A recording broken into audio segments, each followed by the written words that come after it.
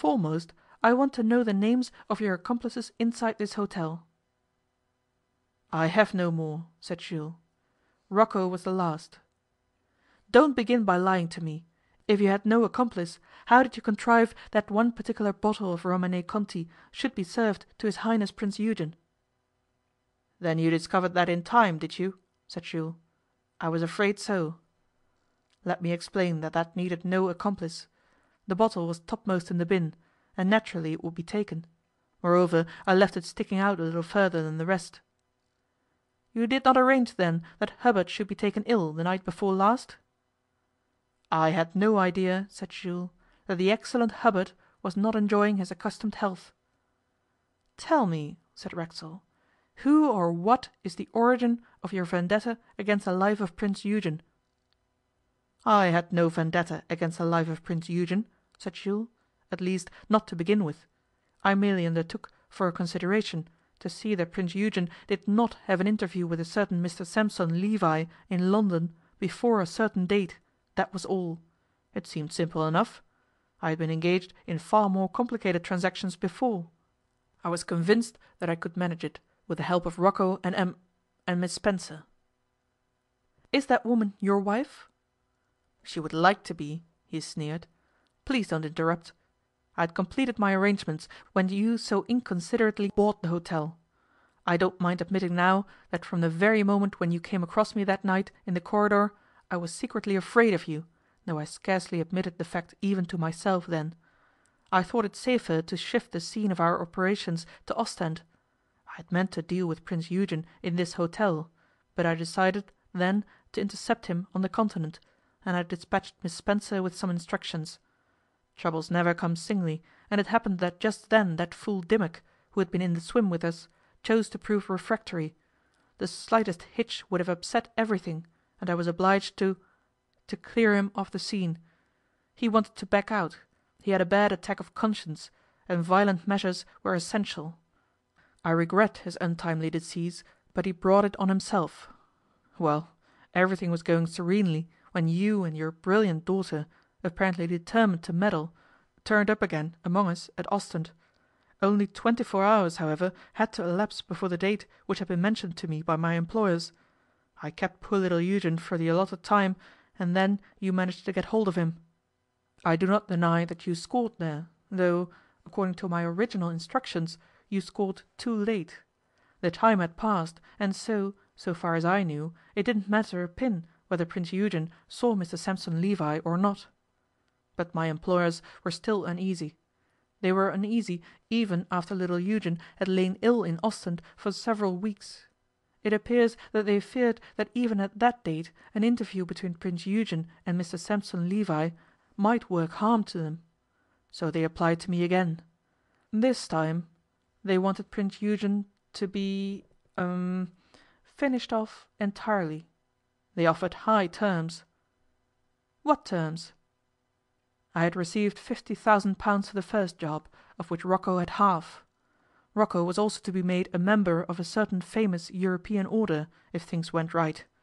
That was what he coveted far more than the money, the vain fellow.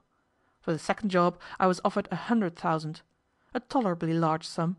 I regret that I have not been able to earn it.'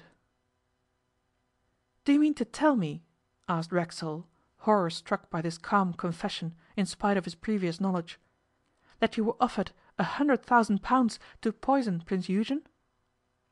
'You put it rather crudely,' said Jules in reply. 'I prefer to say that I was offered 100,000 if Prince Eugen should die within a reasonable time.' 'And who were your damnable employers?' 'That, honestly, I do not know.'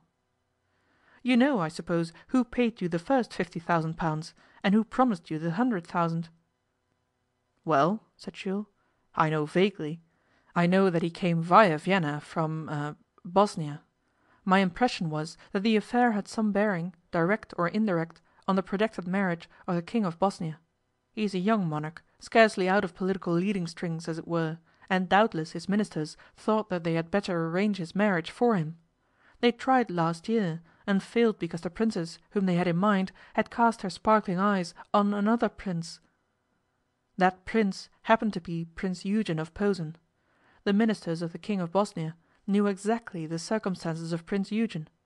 They knew that he could not marry without liquidating his debts, and they knew that he could only liquidate his debts through this Jew, Samson Levi. Unfortunately for me, they ultimately wanted to make too sure of Prince Eugen. They were afraid he might after all arrange his marriage without the aid of Mr Samson Levi, and so, well, you know the rest. It is a pity that the poor little innocent King of Bosnia can't have the princess of his minister's choice. Then you think that the king himself had no part in this abominable crime? I think decidedly not. I am glad of that, said Racksole simply. And now the name of your immediate employer. He was merely an agent. He called himself Slezak, Slezak. But I imagine that wasn't his real name. I don't know his real name. An old man, he often used to be found at the Hotel Ritz, Paris. Mr Slezak and I will meet, said Racksole. Not in this world, said Jules quickly. He is dead. I heard only last night, just before our little tussle. There was a silence. It is well, said Racksole at length. Prince Eugen lives, despite all plots. After all, justice is done. Mr Racksole is here, but he can see no one, miss. The words came from behind the door, and the voice was the commissionnaire's. Racksole started up and went towards the door. Nonsense, was the curt reply, in feminine tones. Move aside instantly. The door opened and Nella entered. There were tears in her eyes. Oh, Dad, she exclaimed, I've only just heard you were in the hotel. We looked for you everywhere. Come at once. Prince Eugen is dying. Then she saw the man sitting on the bed, and stopped. Later, when Jules was alone again, he remarked to himself, I may get that 100,000. Chapter 28. The State Bedroom Once More. When, immediately after the episode of the bottle of Romanée Conti in the State dining room, Prince Aribert and old Hans found that Prince Eugen had sunk in an unconscious heap over his chair, both the former thought at the first instant that Eugen must have already tasted the poisoned wine. But a moment's reflection showed that this was not possible. If the hereditary Prince of Posen was dying or dead, his condition was due to some other agency than the Romanée Conti. Aribert bent over him, and a powerful odour from the man's lips at once disclosed the cause of the disaster. It was the odour of laudanum. Indeed, the smell of that sinister drug seemed now to float heavily over the whole table. Across Aribert's mind there flashed then the true explanation. Prince Eugen, taking advantage of Aribert's attention being momentarily diverted, and yielding to a sudden impulse of despair, had decided to poison himself, and had carried out his intention on the spot. The laudanum must have been already in his pocket, and this fact went to prove that the unfortunate prince had previously contemplated such a proceeding, even after his definite promise. Aribert remembered now with painful vividness his nephew's words. I withdraw my promise. Observe that. I withdraw it. It must have been instantly after the utterance of that formal withdrawal that Eugen attempted to destroy himself. It's laudanum, Hans, Aribert exclaimed, rather helplessly. Surely his highness has not taken poison, said Hans. It is impossible. I fear it is only too possible, said the other. It's laudanum. What are we to do? Quick, man! His highness must be roused, Prince. He must have an emetic. We had better carry him to the bedroom. They did, and laid him on the great bed. And then Aribert mixed an emetic of mustard and water, and administered it, but without any effect. The sufferer lay motionless, with every muscle relaxed.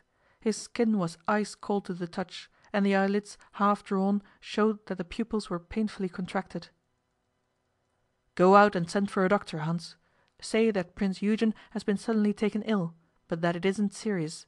The truth must never be known. He must be roused, sire, Hans said again, as he hurried from the room. Aribert lifted his nephew from the bed, shook him, pinched him, flicked him cruelly, shouted at him, dragged him about, but to no avail. At length he desisted, from mere physical fatigue, and laid the Prince back again on the bed. Every minute that elapsed seemed an hour. Alone with the unconscious